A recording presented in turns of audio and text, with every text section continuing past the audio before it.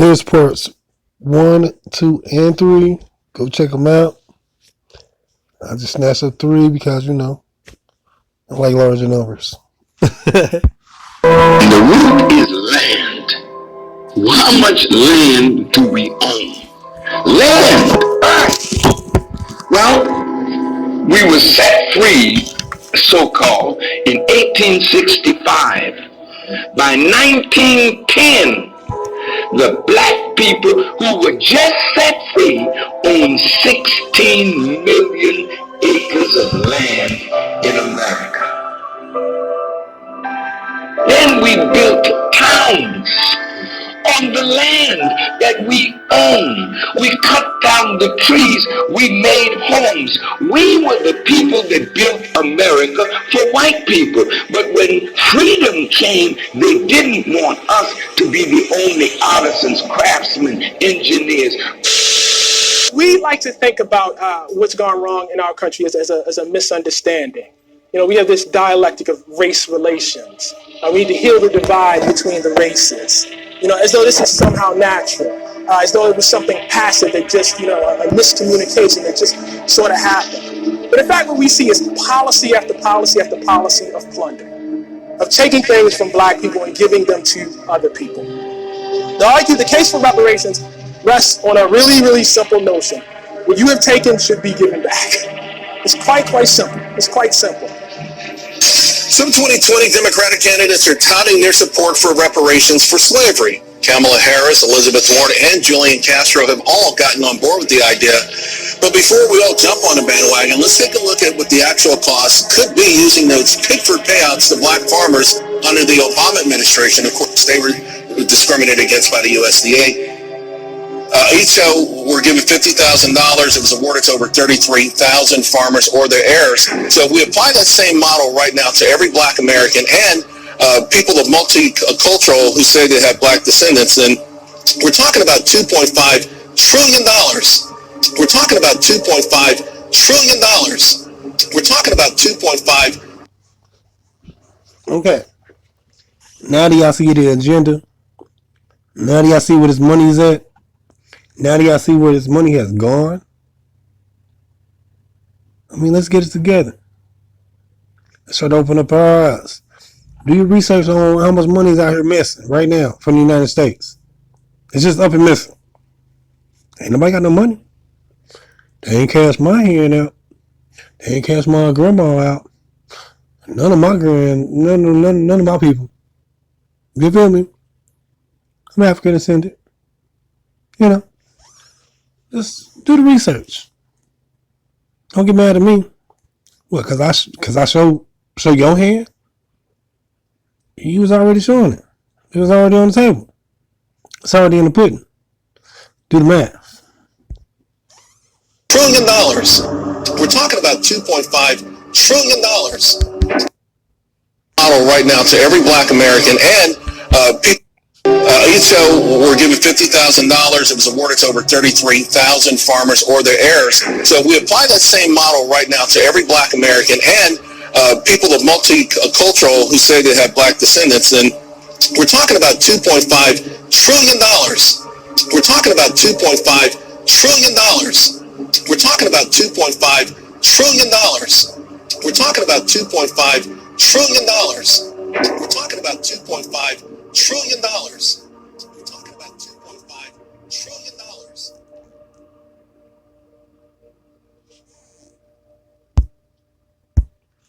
Now, my YouTube streets ain't talking about this. Let's talk about content. I know people with content. I can start conversations, you know what I mean? I'm trying to get a movement going on. I'm trying to start sitting down and having a real discussion to where we can bring Dean Calloway over here and come talk to us. You know what I mean? Or we can get real stuff going on. You ain't seen nobody come to y'all channel. You ain't seen nobody do nothing with y'all. Nothing. All this talking and fat mouthing with each other is not cute. Trying to put on your big boy boots. Get out your play shoes. Get out your fighting stance. We got other niggas to go to war with, bro. We've been out here struggling for too long. You mean to tell me we dying at a higher rate because it's coronavirus and ain't nobody trying to reciprocate nothing that we done, nothing that we died for? I mean, come on now. We got to start seeing a bigger picture and ain't nobody want to get with it. Then I got to start spitting about myself. I mean, in my YouTube streets, you know, we just talking about fluff. We just talking about each other. I can talk about anybody. That's nothing. What's that gonna get you? If you or a loved one have a credit card, you could be entitled to thousands of dollars just by making a 15-minute phone call. I discovered. Continuing where we left off during the second part of this segment, we begin with sharing more details on how this system was designed to benefit only 1% of the people. These ideas of colonization were originally experimented on other people outside of the Americas and carried over to these lands with a more desperate need to succeed at monopolizing an already existing form of trade here. It was said that whoever controls the trade controls the land, and with the creation of currency, the use of shares, stocks, and bonds, along with the implementation of economics and exchange, the Negro farmers would soon lose control of the trade here in the U.S., and subsequently, they also lost control over their lands with the help of the banks. A bank is defined as a retail or commercial financial institution that is licensed by the government to receive and loan money.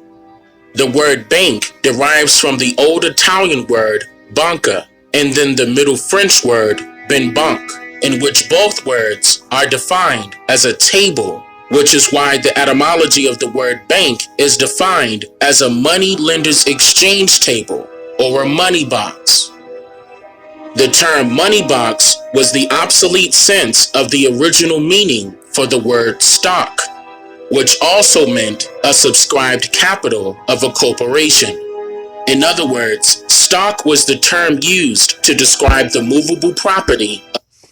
See, I want my donations to go towards, I want people to donate towards me so I can start a corporation. I know how to move. I'm from the streets, but I got taught many things. I'm on the uprise. I'm trying to find out where people's heads are really at. Let's make an uprising. A farm. Now, some of you may feel as though this is in regards to the animals on the farm, like livestock, for example. But unfortunately, it also holds true to the other movable objects on the farm as well, like those that work on the farm, who were also labeled as stock and kept account of. To be kept in stock meant to be kept in possession of a trader or to be in prison, prisoners of war. And here's why. Paper currency had oftentimes been hard to come by during its earlier days of existence, due to the bartering system being widely recognized. Many of the Negro farmers were making purchases literally off of promises. And because certain crops only came once a year, there was a credit system that was used to where things could be purchased all year round, and the money would be paid through the sale of the crop when it was ready to be purchased. Whenever the crop received was lower than expected, or if it was sold for less than it should have been, the farmer would then fall behind on his or her credit, and this invincible amount of currency owed would be tacked onto next year's amount due. After so many times of this happening, the Negro farmers will be then forced to either get a loan or to sell their farm. What is also very important. Do you see the game played now? Don't nobody get an understanding of it, right? I'm following the breadcrumbs, but y'all sitting up here following each other's shoestrings. The fuck? And y'all going around the motherfucking circle. Everybody following each other's shoestrings. The fuck out of here, man. Come holler at your boy, man. Get real with me, man. Come get really real with me, man. Y'all following each other. Y'all following each other's shoestrings in a circle. I'm following the breadcrumbs. It's falling over here. I'm going towards something. You going around the circle. Come holler at your boy, man, when you done bickering and fighting and arguing. To note is that in the 1860s was something called the crop lien system, where the farmer would sign over the deed to their farm and still be able to would then fall behind on his or her credit. It was used to where things could be purchased all year round, and the money would be paid through the sale of the crop when it was ready to be purchased. Whenever the crop received was lower than expected, or if it was sold for less than it should have been, the farmer would then fall behind on his or her credit, and this invincible amount of currency owed would be tacked onto next year's amount due. After so many times of this happening, the Negro farmers will be then forced to either get a loan or to sell their farm. What is also very important to note is that in the 1860s was something called the crop lien system, where the farmer would sign over the deed to their farm and still be able to work on the farm to pay it off. However, with the rise of taxes, transportation costs, and storage fees, etc., this became very difficult to do so, which eventually led to foreclosure, allowing for the banks to now own our ancestors' lands. With the Preemption Act of 1841 already set in stone, the tenant farmers that were squatting on the farms and sharecropping with the Negro farmers were given first dibs on purchasing the lands, and in many cases, for free.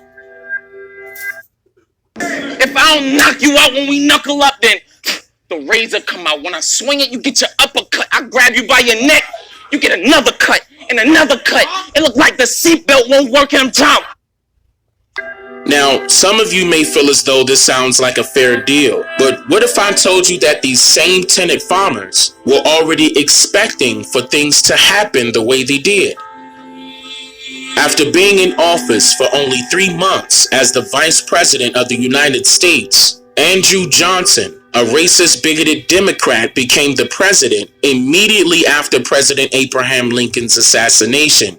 Johnson was also the military governor of the very first state to re-enter the Union after the Civil War, which was the state of Tennessee in the year of 1866.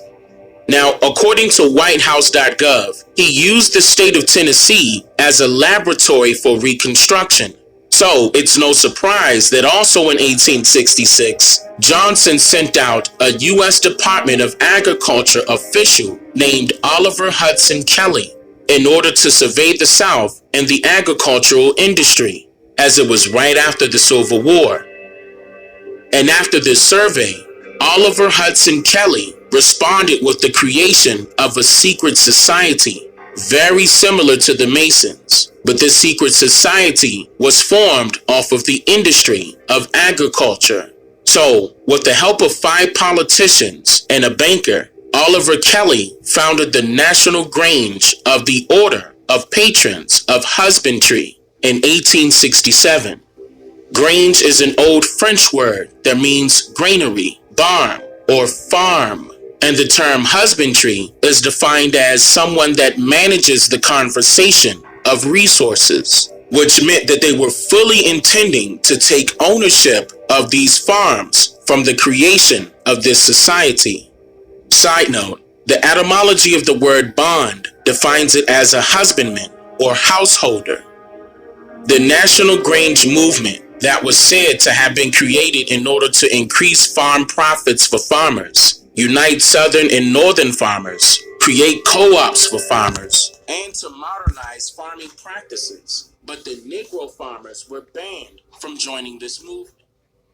The National Grange supported the efforts of politicians and advanced several political candidates that were a part of the Greenback Party that allegedly carried an anti-monopoly ideology.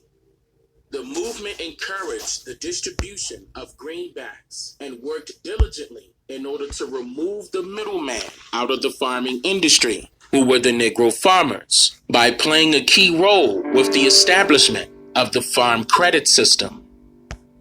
In the year 1916, Then President Woodrow Wilson and his administration established what is called the FLB, also known as the Federal Land Bank, which is a system of banks that aided farmers in rural communities. Rural is another way of saying open space or open land or country. President Woodrow Wilson's main focus was to enforce a new era in business upon all business entities throughout North America by making drastic changes to the economy by federalizing all operations concerning the trade. The Federal Land Bank consisted of a total of 13 banks, not 12. Listen closely. Originally, before the Confederate States separated from the Union, the foreigners called these lands the 13 colonies, and soon after these rural areas were sectioned off and underlined as estates, various laws were passed, allowing each estate to have jurisdiction over their government-appointed district. Each Federal Reserve District had its own Federal Reserve Bank, and at the time of its inception, there was a grand total of 13 districts, making it a grand total of 13 banks. So, who was this 13th district that somehow people would overlook? It is the stateless area known today as the District of Columbia, under strict control of the U.S. Congress. More about this in another segment, but I mentioned all of this for a very particular reason. On December 23rd, 1913, 3 years prior to the creation of the FLB, President Wilson signed the Owen Glass Federal Reserve Act, or rather known as the Currency Bill, into law. This allowed for all major European powers to develop centralized control over all banks in the United States and forced only one form of currency to be lawful, which was the Federal Reserve Note. This was a much more modified version of the original Currency Act of September 1st, 1764. This means that all banks in the United States were now controlled by foreign entities, and these foreign entities were rather known as private banks. And these private banks collected interest on monies borrowed, or rather floating debt, by the U.S. federal government. Taxes should ring a bell here. Now, I want you all to note that these foreign entities or private banks do not own any individual banks of the United States, but they do own, however, stock in those same banks or shares, and only member banks can hold those shares. According to the Federal Reserve public records, about 38% of the banks in the United States are members of the Federal Reserve. And due to the currency bill signed by Woodrow Wilson, member banks must purchase shares based on their size alone. So the biggest banks would have the most shares, which would be Citigroup, JP Morgan, and Bank of America. And the largest stockholders of the banks that own shares are Barclays, Capital Research and Management, AXA, Bank of America, Fidelity Management and Research, State Street Corporation, Lazard Asset Management, Morgan Stanley, James Dimon, and Sanford Wheel. As the process of converting all promissory notes to Federal Reserve notes were currently underway, President Woodrow Wilson was quoted stating the following while campaigning his new agenda. Banks all over the country hastened to enter the Federal Reserve System, encouraging even congressional leaders to enact a new banking system and currency reform. I made a 15-minute phone call, eliminated these credit cards by getting out of credit card debt, and bought my brand new BMW, baby. Look at her. She's shining just like me. 15-minute phone call, y'all. Got me out of credit card debt. Also, during the year of 1916, another piece of the Banking and Currency Reform Plan was underway, which eventually merged the 13 Federal Reserve banks that made up the Federal Land Bank with other banks alike and service corporations. When the merge was completed, it became known as the Farm Credit System, a now fully government-sponsored enterprise, or GSE for short, that still operates as a network of banks that provides lending services to beginning farmers, rural home buyers, agricultural producers, and rural infrastructure providers today. In addition to all of that, they also provide loans or credit for the commercial aspects of rural land, banks within the Farm Credit Bank only, and deals with refinancing, restructuring, rebuilding, and the repurchase of rural real estate for personal use. Let's break down each branch of this Farm Credit System first. There are 9 Farm Credit System institution types, which are Agricultural Credit Association, Bank for Cooperatives, Farm Credit Bank, FCS Financial Assistance Corporation, Federal Intermediate Credit Bank, Federal Land Bank, Federal Land Bank Association, Federal Land Credit Association, and Production Credit Association. These institutions are direct lending associations affiliated with one of the 4 banks of the Farm Credit System, who are CoBank, AgFirst, AgriBank, and Texas. There are 6 service corporations performing duties under the Farm Credit System as well, who are the Farm Credit Foundations, Farm Credit Leasing Services Corporation, Federal Agricultural Mortgage Corporation, Federal Farm Credit Banks Funding Corporation, Get up on game. Incorporated, Go figure it out. Credit Financial Partners Incorporated. This is just